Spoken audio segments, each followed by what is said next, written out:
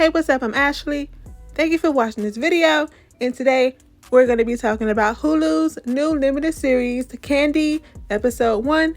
And let's get started. The episode is titled Friday the 13th, and it sure is spooky. Look at her face. Why it look like that? Candy sure ain't sweet. Now, why did she want to go over there and kill Betty? What Betty do? Not Betty. Now, let's talk about how Betty didn't want her husband, Alan, to go to work for the weekend. She's like, why you gotta go? What they calling you for? She seemed nervous for him to leave her, but he was trying to convince her that it'll be okay. Their daughter Christina is coming back home today and they can play with the dogs. But that didn't cheer her up none. And she was telling him that she's scared that she could be pregnant again because her stomach's been acting up. But he told her not to worry and to just take a second pill, and that she's stressing herself out for no reason. And I'm like, another pill? But then he leaves for work and Betty and the baby are waving goodbye to him outside, and the day she died pops up on the screen. So then we see Crazy Candy and her family and Christina, because Christina spent the night. That's Alan and Betty's daughter,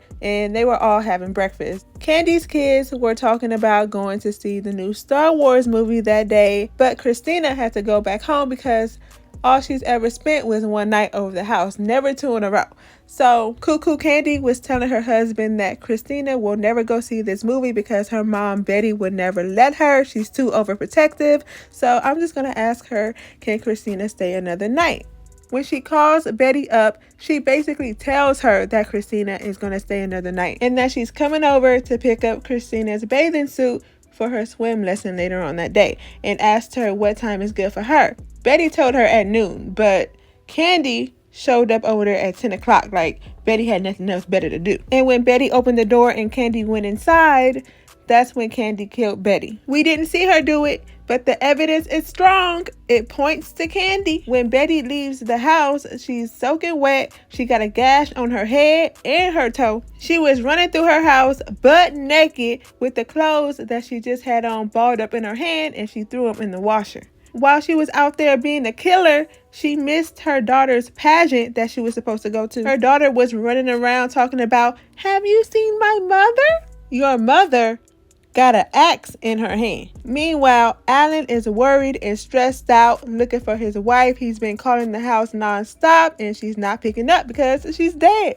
But he doesn't know that yet. What made it even worse is that they would flash back to the house and you could hear the baby crying. Poor baby needs some food, need his diaper changed, and his mama on the floor laid out. And the dogs was just running crazy. They hungry too. So after calling the house so many times with no answer, Alan called up his neighbor and asked his neighbor to go check out the house. The first time he went to check, he didn't find anything. Alan called him back and told him, please go check again.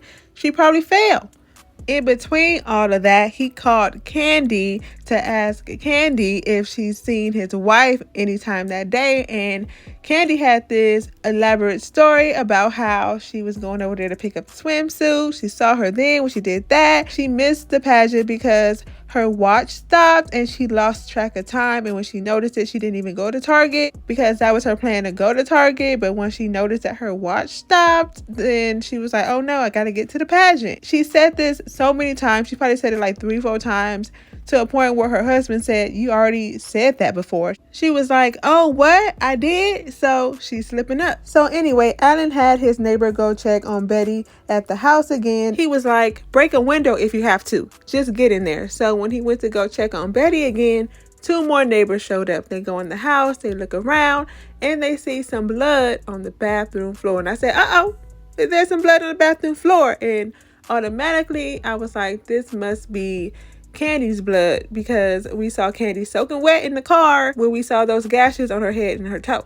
Then they find the baby with poop all over itself. I said, oh Lord. They took the baby out the house immediately and took it to one of their wives. So they're looking and looking until they get to this door. This man opens the door and he's shook. The other 2 go to look at what he just saw, and it's Betty laying there on the floor, blood everywhere. It just so happens that Alan calls right after that, and they have to give him the bad news. They're like, the baby is okay, but Betty's been shot. Now, when they said shot, I was like, are you sure? Because it looks like Betty is covered in gashes, and they look like the same gashes that Candy had on her head and toe. Alan called Candy up to tell her that Betty's been shot, and she was like, wait, shot with the gun? She sounded stupid, and she's giving herself away even more, and she knows that that can't be so unless somebody went in after her and shot her up, because she knows that she was chopping her up with an axe. She didn't even go to sleep. She was up waiting for Alan to call her back to tell her that Betty is dead. After she committed this murder, she had the audacity to be walking around there acting like she's sick, like she's nauseous, like she can't believe what she just did. Oh no, I'm sick. Her friend, her husband, everybody was asking her if she's okay because she was acting weird. She wasn't acting herself. She can't even hide the fact that she just killed somebody. And to be the ones that's so godly, she's up in the church reading the Bible to the kids and whatnot, and I said, oh no, she's not. Strike her down right now. Strike her down. But if y'all are watching this, let me know what y'all think about it down in the comments. And if you want to see more videos like this, don't forget to like, comment, and subscribe. Thank you for watching this video, and I'll see you in my next one.